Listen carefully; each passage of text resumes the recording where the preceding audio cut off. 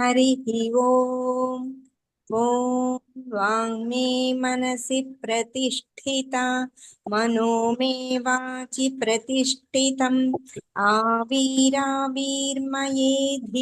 वेदस्य आणीस्तः श्रुतं मे मा प्रहासीः अनेनाधीतेन अहोरात्रान् सन्दधामि ऋतं वदिष्यामि सत्यं वदिष्यामि तन्मामवतु तद्वक्तारमवतु अवतु माम् अवतु वक्तारमवतु वक्तारम् ॐ शान्ति शान्ति शान्तिः श्रीगुरुभ्यो नमः।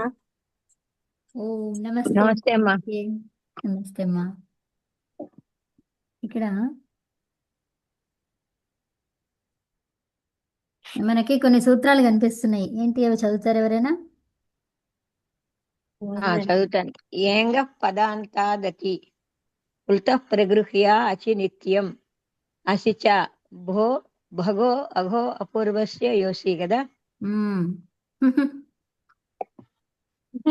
అమ్మ రాయింది కూడా చదివేశారు. మ్మ్. అంటే ఇంతకు ముందు చెప్పారు ఎక్కడ ఎందులోనోను, అదే పొద్దుటి క్లాసులో ఒకసారి. మ్మ్.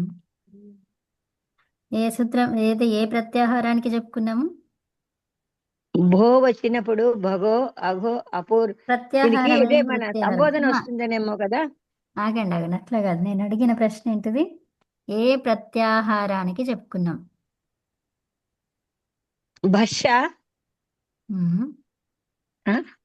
ఇక్కడ భాష ఎక్కడ ఉందమ్మా? దేనికి నాలుగో సూత్రమా మీరు చెప్పింది? ఇక్కడ నాలుగో సూత్రమే. అశ్సు కదండి. సూపర్. హర్ష్. అష్ నేను భాష అన్నానే అస్ కరెక్ట్.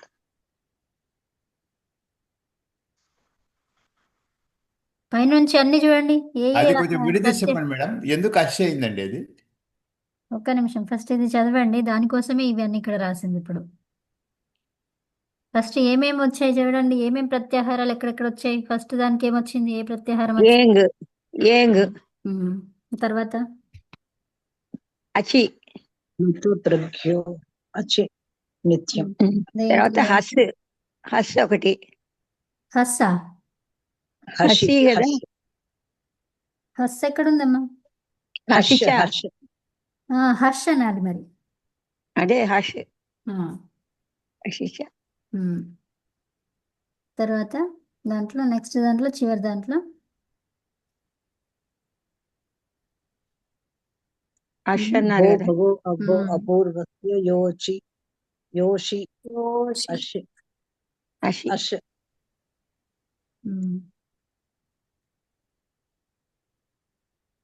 ఓకే. సో వాటిల్లో మనకి ఏమేమి కనిపిస్తున్నాయి? పైన దాంట్లో ఏముంది? ఏంగి, ఏంగహ, పదాంతాత్. ఏమంటున్నారు అక్కడ? చెప్పండి, ఇది విడదీసి చెప్పండి ఇది మొత్తం. ఏంగః పదాంతాత్ అతి. అతి. అతి అంటే ఏంటి? అత్ అత్ మ్మ్. అతి అంటే ఏంటి అసలు? యాక్చువల్గా అతి అన్నారు సప్తమిలో కరెక్టే. ఏంటది అది? అది సప్తమిలో ఆ, ఉంది. అంటే ఏంటి? ఏం చెప్తున్నారు? ఆ, అంటే కర్మ అతికి ఉంది. అత్తుకి పూర్వంగా అదంతా అవసరం లేదు, అదంతా అవసరం లేదు. అతి గురించి అడుగుతున్నాను నేను, అంతే. ఓకే అతి అత్ సప్తమిలో ఉంది. అంటే ఏంటి? అకారం అకారము నందు అతి అకారానికి స్థానం నందు ఏ ఏ ఓ పదాంతమునందు ఉన్న మీరేం చెప్పొద్దు, జస్ట్ అత్ అంతే. అతి అంటే అకార స్థానం అందు. అంటే ఏంటి? అది కాదు, అదేం ఎక్కడ స్థానమందు అంటే పరంలో. ఏంటిది? పరంలో. అకారము పరములో ఉండాలి. అత్ అని చెప్తున్నారు, పరం అంటున్నారు. అత్ అంటే ఏంటో మళ్ళీ చెప్పలేదు కదా.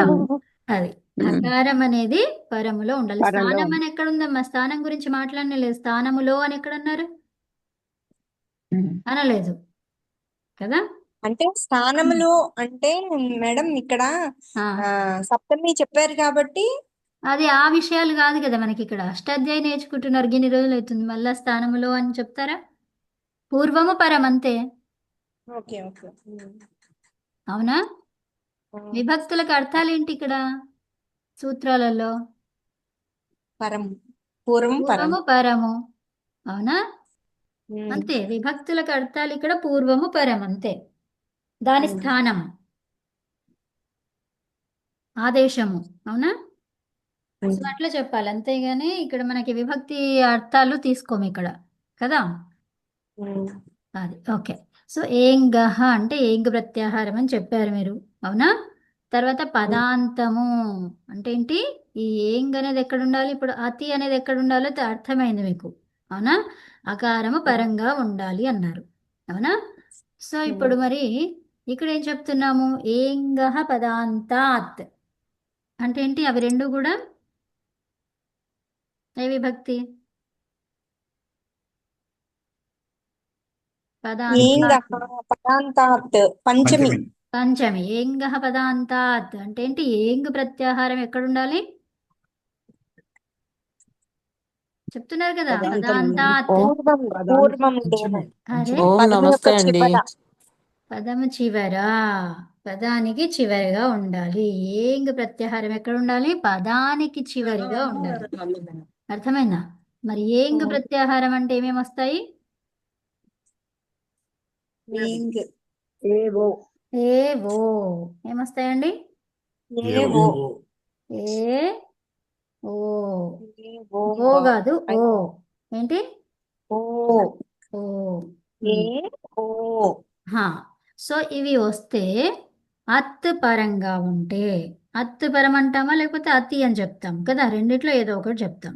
అవునా? ఏంటి? అత్తు పరమని కానీ ఉమ్. లేదా అతి అని కానీ చెప్తాం. అతి అని కానీ చెప్తాం. అతి అవునా? అని హా. మళ్ళీ అతి అని చెప్పి పరము అని చెప్పొద్దు. ఏం చెప్పాలి? అతి లేదా అత్ పరములో. అర్థమైందా? ఆ, అతి అంటే దాని అర్థం ఏంటిది, అసలు ఏంటి అని అడిగితే అప్పుడు దాని వివరణ చెప్పాలి. అతి అంటే అది పరముగా ఉంటుంది, అది అక్షరము అకారము అని చెప్పాలి. ఓకేనా? అది సరే. ఇప్పుడు మీకు అది అర్థమైంది. అంటే ఏంటి? ఏకారము గాని ఓకారము గాని పదాంతములో ఉండాలి, అకారం అనేది పరంగా ఉండాలి. అవునా? సో ఇప్పుడు మనకి ఉదాహరణగా వనములో ఉన్నాడు అని చెప్పాలి. ఏమని చెప్పాలి? వనంలో ఉన్నాడు అంటే ఏమంటాము? వనములో ఉన్నాడు అంటే వనే అస్తి వనే వనే అస్తి. అస్తి. తరగతిలో ఉన్నాడు. కక్ష్యాయాం కక్షాయాం కక్షాయాం. ఓకే, కక్ష అంటే చదువుకునే తరగతి. కక్ష్య అంటే గది.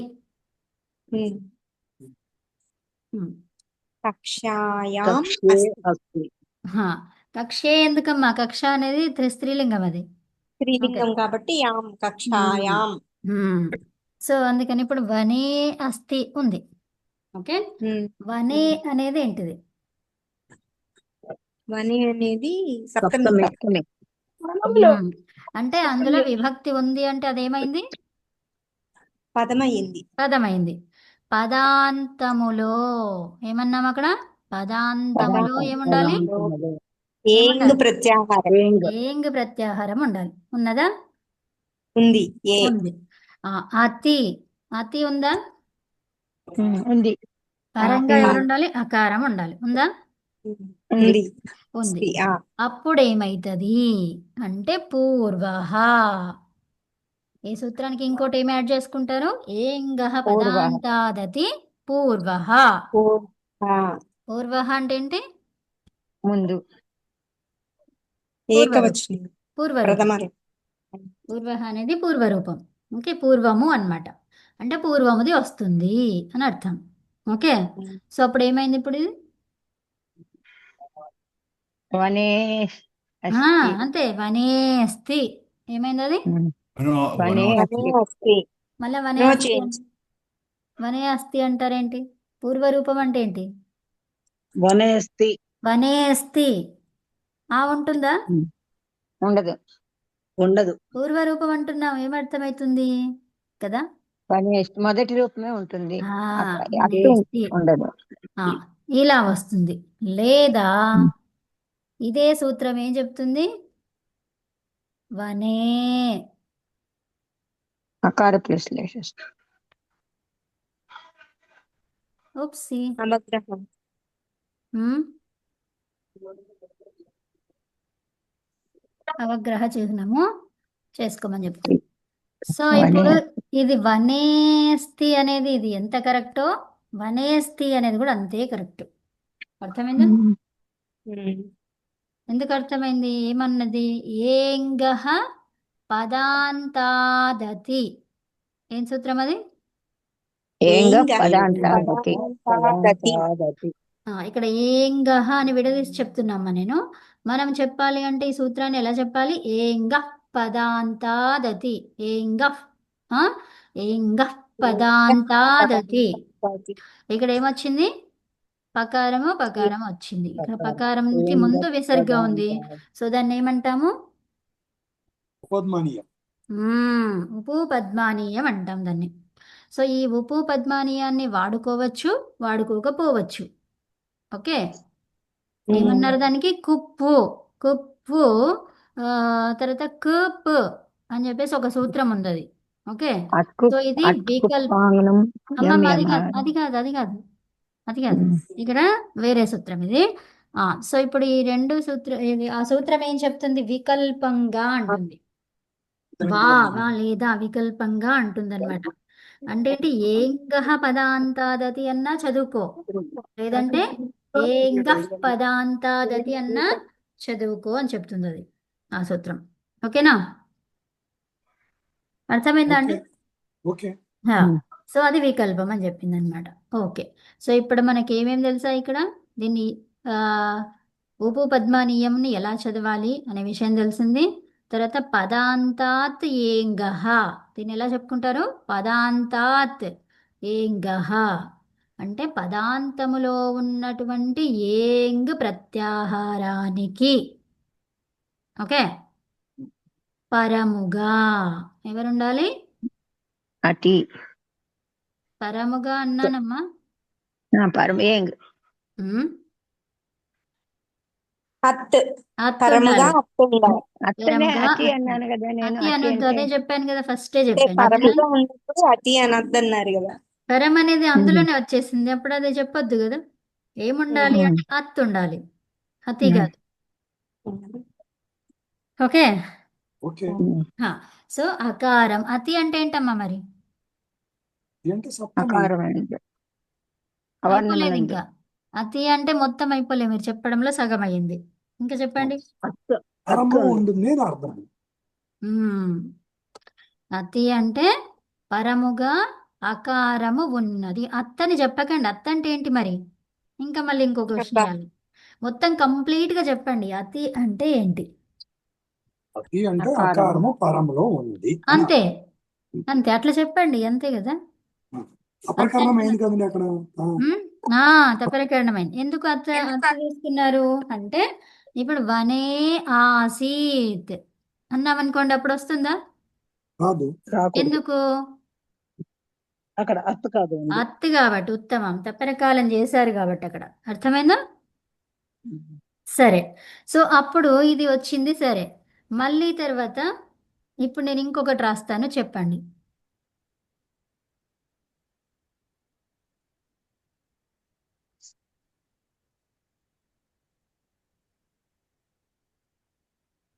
రచేతే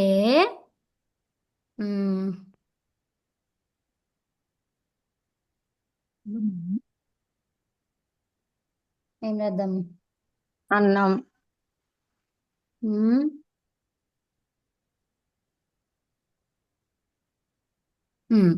సో ఇప్పుడు అన్నం రాదు కదమ్మా, ఇద్దరు. అత్ర. ఓకే, పచేతే పత్ర ఇలా ఉంది, అవునా? ఇప్పుడు మనకేం చెప్పాలో చెప్పండి మీరు. పచేతేత్ర. పచేతేత్ర. పచేతేత్ర. లేదు ఉమ్, అకార ప్లస్ లేష పెట్టి కూడా చెప్పచ్చు. పచేతేత్ర. హా. సో ఆ రావద్దు ఇంకా అకార ప్రశ్లేషణ కాదు దాన్ని పచేతేత్ర. ఏమంటాము అవగ్రహ చిహ్నము దాన్ని ఏమంటాం అవగ్రహ చిహ్నం. ఉమ్. అవగ్రహ చిహ్నం. సో అవగ్రహ చిహ్నాన్ని పెడితే అకారాన్ని చదవద్దు. అర్థమైందా? ఉమ్. అకారం లేదు కదా అక్కడ, చదవద్దు. ఉమ్. అది పెట్టడానికి కారణం ఏంటి? అకారం లోపమైందని అర్థం. మరి లోపమైందని మళ్ళీ ఎందుకు తీసుకురావాలి? అవునా? లోపమైందని చెప్పడానికి ఆ చిహ్నం వచ్చింది. మళ్ళీ దాన్ని అత్ర అని చదివితే మళ్ళీ దాని యూజ్ ఏంటి? అవునా? ఇప్పుడు ఆ చిహ్నం పచేతేత్ర. పెట్టకుండా ఇక్కడ ఇప్పుడు అవగ్రహ చిహ్నం ఎప్పుడైతే పెడతామో అప్పుడు ఈ సౌండ్ని పెంచాలి. అర్థమైందా? పచేతేత్ర. ఆ, ఇది రావడానికి కారణమే ఆకారం లోపించిందని. మళ్ళీ ఆకారాన్ని తీసుకొచ్చి చదువుతాను అంటే మళ్ళీ ఇది ఎందుకు కదా? అర్థమైందా? ఆ, సో కాబట్టి ఏమంటారు, ఇక్కడ ఉన్నటువంటి సౌండ్ ఏదైతే ఉందో దానికి పూర్వంలో ఉన్నటువంటిది దాన్ని పెంచాలి అని చెప్తారు. ఓకే, సో పచేతేత్ర ఏమనాలి? పచేతేత్ర. అది ఓకే, సరే. సో ఇప్పుడు అది కరెక్టా కాదా? ఈ రెండవ సూత్రం ఏం చెప్తుంది? ప్లుత ప్రగృహ్య అచి నిత్యం. ఏం చెప్తుంది అది? కృత ప్రగృహ్య అచినిత్యం. ఏం చెప్పింది మరి అది? ప్రగృహ్యం అంటే ఏంటో మీకు తెలియాలి. ఫస్ట్ ఆఫ్ ఆల్ ఏం తెలియాలి మీకు? ప్రగృహ్యం. ప్రగృహ్యం. ప్లుత అన్నారు అక్కడ. ఏమన్నారు? ప్లుత. అంటే ఏంటి? ప్లుతం అంటే 3 మాత్రల కాలం పలికేది. అది ఒకటి. ఇక్కడ 2 సందర్భాలు ఉన్నాయన్నమాట. ప్లుత ఒకటి, ప్రగృహ్య ఒకటి. అర్థమైందా? ఓకే. తర్వాత అచి. అచి అంటే ఏంటండి? అచ్చు పరము. అచ్చు పరంగా పరంగా ఉండాలి. అవునా? సో అచ్చు ఓకే. అనేది పరంగా ఉండాలి. దేనికి పరంగా ఉండాలి? లుప్త ప్రగృహ్య. లుప్త లుత ప్రగృహ్యాకి ఉండండి అచ్చు నేను ఏం పరంగా చెప్పాను ఇక్కడ? ఏమన్నాను? దేనికి ప్రగృహ్య. పరంగా కాదు, ఉండాలి? ఎన్ని సందర్భాలు ఉన్నాయి ఇక్కడ ప్లుత ప్రగృహ్యాలో? 2 మరి సందర్భాలు. మరి వేరు వేరుగా చెప్పొచ్చు కదా. ప్లుతానికి అచ్చు పరంగా, ప్రగృహ్యానికి అచ్చు పరంగా. అచ్చు పరంగా. అచ్చు పరంగా. అవునా? అవును. సో మళ్ళీ ప్లుత ప్రగృహ్య అచ్చుపేరు అంటే మళ్ళీ సూత్రమే చెప్తున్నట్టు మీరు కదా, దాని వివరణ కాదు. అవునా? మనం అడిగింది వివరణ. సో ప్లుతం, మరి ప్లుతం అని దేన్ని అంటారు? ఉచ్చారణ మాత్ర కాలం. త్రిమాత్ర కాలం. ఏంటి? త్రిమాత్ర కాలం. దాన్ని ప్లుతం అన్నారు. Okay, okay. ప్లుతం అంటే మనకి సూత్రంలో చెప్పారు. ఎవరన్నా చెప్తారా ప్లుతం అంటే ఏంటో?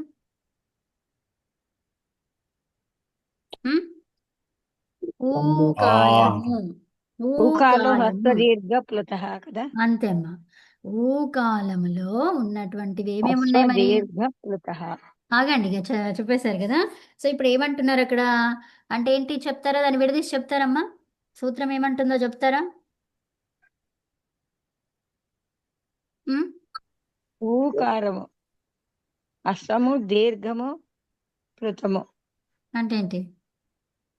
అంటే అకారము ఆకారము ఆకారం మూడు కాలాలు కదా. ఆకారం లేదు ఇక్కడ. ఊ గురించి చెప్తున్నాం మనం కదా.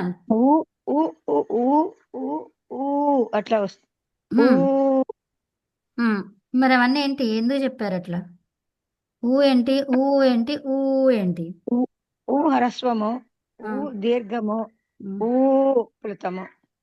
ఎందుకు ఇచ్చారు అట్లా? మనకు ఒక ప్లుతం కావాలి కదా. అంటే అంటే హస్వం ఏంటి, దీర్ఘం ఏంటి, ప్లుతం ఏంటి చెప్తున్నారు అక్కడ. ఉత్తమం, సూపర్ అమ్మ. ఏంటి అక్కడ? హ్రస్వం ఏంటి, దీర్ఘం ఏంటి, ప్లుతం ఏంటో చెప్తున్నారు అక్కడ. అర్థమైందా? మరి అంటే ఒక్కొక్క సంజ్ఞ ఉంది అందులో. ఎన్ని సంజ్ఞలు ఉన్నాయి? 3. 3 సంజ్ఞలు. మూడు ఏమేమి సంజ్ఞలు అవి? హ్రస్వము, దీర్ఘం, దీర్ఘము, ప్లుతం. ప్లుతము. 3 సంజ్ఞలు ఉన్నాయి. హ్రస్వం అంటే ఏంటి, దీర్ఘం అంటే ఏంటి, ప్లుతం అంటే ఏంటి? ఇప్పుడు మనకి ద్వ్యేకయోర్ ద్వివచనైక వచనే. అందులో ఎన్నున్నాయి సంఖ్యలు? రెండు. రెండు ఉన్నాయి. ఏమేమవి? ద్వివచనం, ఏకవచనం. అది కదా. సో అట్లాగే ఇందులో మూడు సంఖ్యలు ఇచ్చారు. ఏమేమవి? హ్రస్వ ప్లుత దీర్ఘ. హ్రస్వం, దీర్ఘం, ఆ. ప్లుతం. అది హ్రస్వం గురించి, దీర్ఘం గురించి, ప్లుతం గురించి చెప్పారు. ఓకే. సో ఇది ప్లుతము కాని ప్రగృహ్యము కాని. సో మరి ప్రగృహ్యం అంటే ఏంటి? ప్రకృష్ట గృహ్యత ప్రగృహ్య. ఈదూదే ద్వివచనం ద్వివచనం ప్రగృహ్యం. ప్రగృహ్యం. ఉత్తమం. సో ఏమన్నారు? ప్రగృహ్యం అంటే ఈత్. ఏమన్నారు? ఈతు ఈత్ అంటే ఏంటి? కారం ఈ ఇత్తు. కారం ఈకారం. ఈత్ ఈకారం కాదు, ఈత్ ఈ అన్నాం. కారం ఓ, ఈ ఈకారం. కారము ఉండండి. ఊ తర్వాత ఆగండి ఒక్క నిమిషం. తర్వాత ఏంటి? ఊత్ అంటే ఊకారం, దీర్ఘ ఊకారము. ఊకారం. తర్వాత ఏంటమ్మా? ఏ ఏ సూపర్. కారం ఏత్ అంటే ఏంటి? ఏ కారము ఏకారం. తర్వాత ఏమన్నారు? ద్వివచనం అంటే ఏంటి? రెండు ద్వివచనంలో తీసుకోవాలి. ఆ అవి ఎక్కడుండాలి? ఈత్, ఊత్, ఏత్ అంటే ఏంటి? ఈకారము, ఊకారము, ఏకారము. ఇవి ఎక్కడ ఉండాలి? ద్వివచనం ఉండాలా? ద్వివచనంలో ఉండాలి. ద్వివచనంలో ఎక్కడ ఉండాలి? ఇక్కడ చూడండి, అచి అన్నాం. అచి అన్నాం అంటే ఏంటండి? అచ్చినందు ఒక్క నిమిషం. అచి అంటే ఏంటి? ఇప్పుడు చెప్పారుగా. సప్తమి ఆకారం అంటే ఏంటి? పరంగా. పరముగా.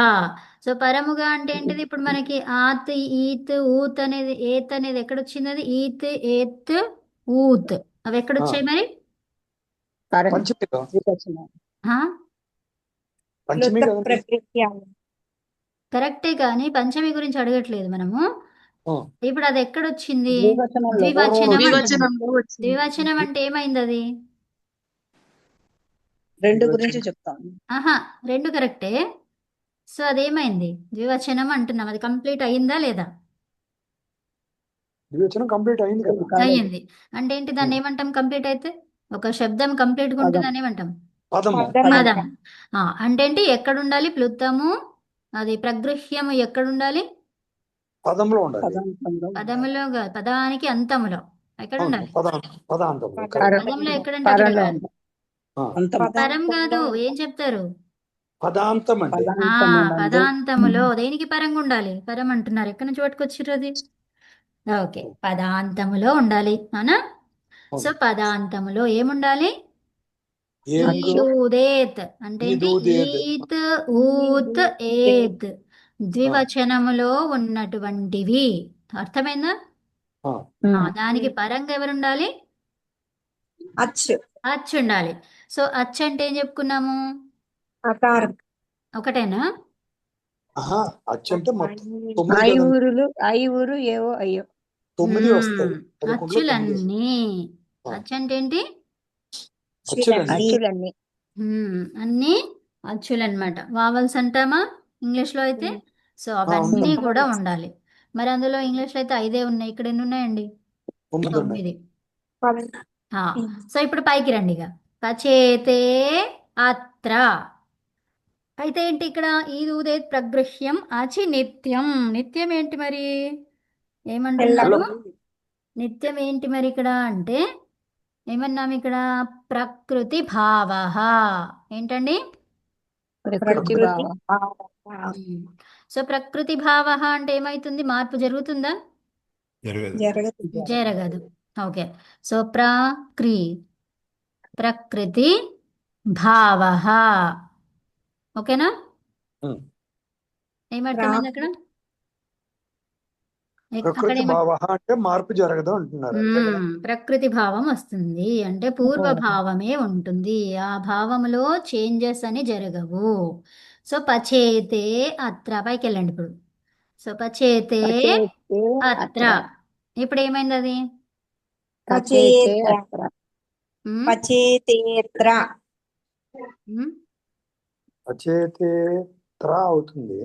ప్రకృతి భావం అంటే మీరు అప్పుడు మార్పు జరగదు పచ్చైతే అత్తర మ్మ్. అట్లాగే ఉంటుంది మార్పు అల్వితే జరగదు అని చెప్పుకున్నాం ఇందాకే. ఎందుకు పచ్చైతే జరగదు? అత్ర ఫస్ట్ ఇదేంటో గుర్తుపట్టుకోవాలి. ఇదేంటో తెలియాలి మీకు. ఏమర్థమైంది అది పచేతే అంటే? ద్వివచనంలో ఉంది ద్వివచనంలో ఏత్ ఉన్నది. ఏముందది? ద్వివచనం వివచనంలో ఉంది. ద్వివచనంలో ఉంది. ఇప్పటిదాకా చెప్పుకున్నాం మనం ఏమని? ప్రగృహ్యం అంటే ఏంటో చెప్పిండ్రమ్మ మీరు. సో అదేంటి ఇక్కడ చూడండి. ద్వివచనంలో ఉందండి. ద్వివచనంలో ఎవరున్నారు? ఈత్ ఊత్ ఏతులో ఏత్ ఉంది. ఏత్ ఉంది కదా. సో ఏత్ ఏకారము ఏ రూపములో ఉన్నది? ద్వివచన రూపములో ఉన్నది. అర్థమైందా? ఉంది. అవును.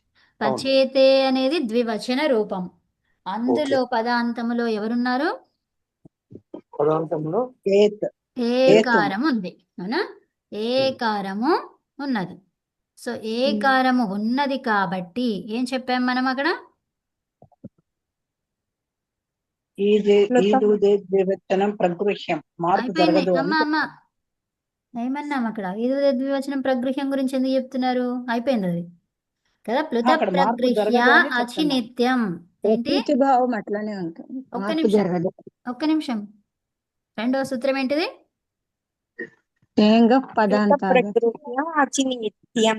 హా, ప్లుత ప్రగృహ్య అచినిత్యం. నిత్యం ఏంటి మరి? ఏమన్నాము? ప్రకృతి భావం ప్రకృతి భావం అన్నాం.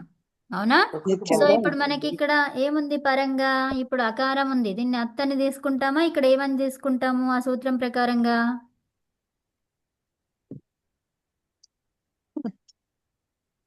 అత్తు అత్తని తీసుకుంటామా? రెండవ సూత్రం అత్తని చెప్తుందా అక్కడ? కాదండి. ఇక్కడ అర్థం అచ్చి తీసుకుని సో ఇప్పుడు ఏం తీసుకుంటాం? దీన్ని అకారాన్ని అచ్చిగా భావిస్తాం. ఇక్కడ దేనిలాగా అచ్చు భావిస్తాము? అచ్చు అచ్చు అచ్చు. అది అత్తు కూడా కరెక్టే, కానీ ఇక్కడ అత్తు పనిచేయదు. అర్థమైందా? ఎవరు పనిచేస్తారు? అచ్చు అచ్చు. అచ్చు ఆ, అంటే దానికి ఏ పేరు ఎక్కడ వాడాలి? అర్థమైందా? సో పిల్లవాడు అమ్మ అంటాడే కానీ భర్త వచ్చి అమ్మ అని పిలుస్తాడు ఆమెను? పిలవడు. పిలవాడు. అంటే ఏంటి? భర్తకు ఆమె ఏమైపోయింది? భార్య భార్య భార్య అయ్యింది. అర్థమైందా? సో ఎవరొచ్చి ఎలా పిలుస్తున్నారు? ఎలా పిలవాలి అంటే అమ్మ అంటే ఇంక అమ్మనే ఉండదు ఎప్పటికీ. అర్థమైందా? వాళ్ళ అమ్మ వస్తుంది. వాళ్ళ అమ్మ వచ్చి కూతురు అని పిలుస్తుందా లేకపోతే అమ్మ అని పిలుస్తుందా ఆమెను? అమ్మ అని కూడా అమ్మ అని పిలుస్తారు మేడం. కాదు, కూతురు అని పిలుస్తుంది. ఓకే, అవునండి. అర్థమైందా? సో ఒక్కొక్కరు ఒక్కొక్కలాగా పిలుస్తున్నారు అంటే ఏమైపోయింది? ఆమె రంగులు మారుతున్నట్ట? కాదు. లేదండి. కాదు, ఆమె ఉన్న స్వభావము సందర్భం స్వరూపము వ్యక్తం అవుతున్నట్టు అక్కడ. విభిన్న పాత్రలు అర్థమైందా? పోషిస్తోంది. హా, మారుతుంది. అది అర్థమైందా? అందుకనే మనిషి ఒక రోజు ఒకలాగున్నాడు, ఇంకో రోజు ఒకలాగున్నాడు కాదు. అక్కడ ప్రవర్తన, ఎదుటి వ్యక్తి యొక్క ప్రవర్తనలో ఎలా ఉంది అది అన్నమాట. అర్థమైందా అండి? ఓకే అండి. రంగులు మారడం అంటే అది కాదు. సో రంగులు ఎందుకు మారుతారండి? అవునా? ఉమ్. అంటే విషయము, ఆ విషయములో ఉన్నటువంటి భావన అనేది సరిగ్గా లేదు. కాబట్టి ఆ భావన మీద మారిందే తప్పితే మనిషి మీద కాదు. మనిషి మీద ఎవరికైతే మారుతుందనుకోండి, సో అప్పుడు అది వేరు.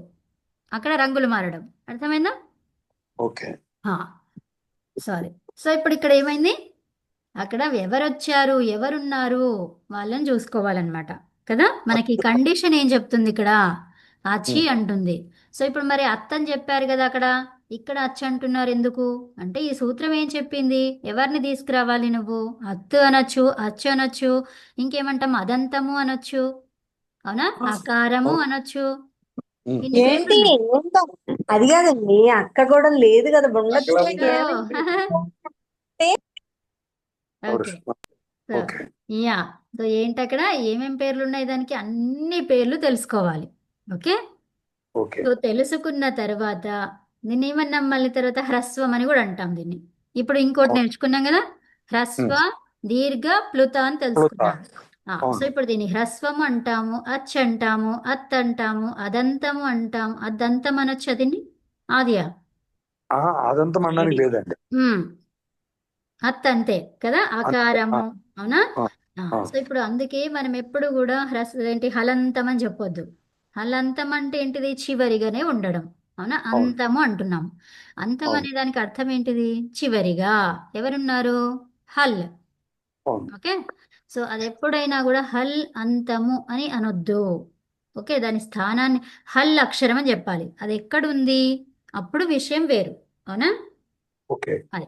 సో ఇప్పుడు అచ్చు అన్నమాట ఇది. అచ్చు అనేది పరంగా ఉంది, ద్వివచనం ఉంది. సో ద్వివచనము అచ్చు పరంగా ఉంటే ఏం చెప్పుకున్నాము? ప్రకృతి భావం.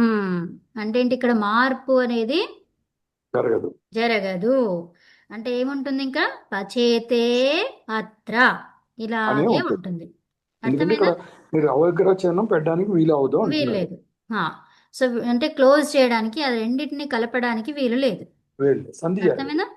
ఉమ్. సో ఇక్కడ మనకి ఏమి చేయడానికి ఏంగహ పదాంతాదతి అని చెప్పుకున్నాం. ఫస్ట్ సూత్రం ఏముంది? ఏంగ పదాంతాదతి.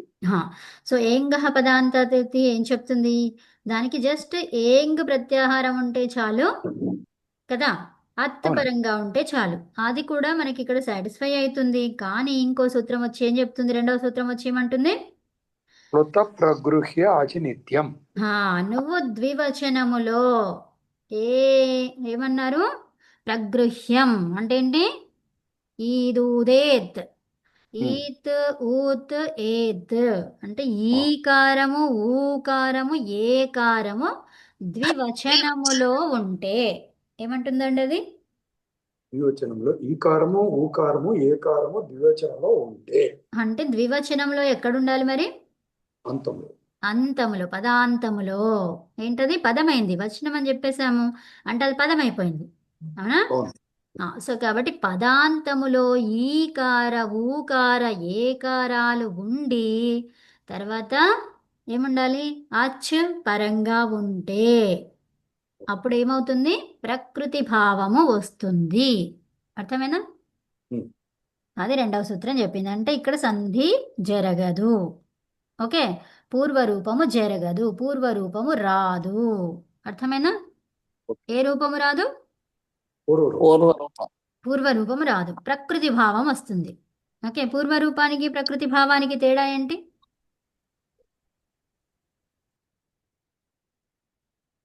ఉమ్? ఈ ప్రకృతి భావానికి తేడా ఏంటంటే ఉమ్. ప్రకృతి రూపం భావంలో మారదు. ప్రకృతి ఉమ్. భావం. సో ఇక్కడ మనకి పూర్వరూపం అన్నాం. ఇక్కడ ఏంటి? ఏంగహ పదాంతాదతి ఏం చెప్తుంది? పూర్వరూపం వస్తుంది అని చెప్తుంది. అంటే ఏంటి? ఇక్కడ ఏకారం ఉంటే ఆ ఏ తర్వాత అ ఉందనుకోండి, అప్పుడు ఏనే వస్తుంది అని చెప్తుంది అది. అవునా? అర్థమైందా? అర్థమైంది. అది పూర్వరూపం. అంటే రెండు రూపాలు ఉన్నాయి. అప్పుడు రెండు రూపాలలో పూర్వరూపం వచ్చింది. మరి ప్రకృతి భావం ఏం చెప్తుంది?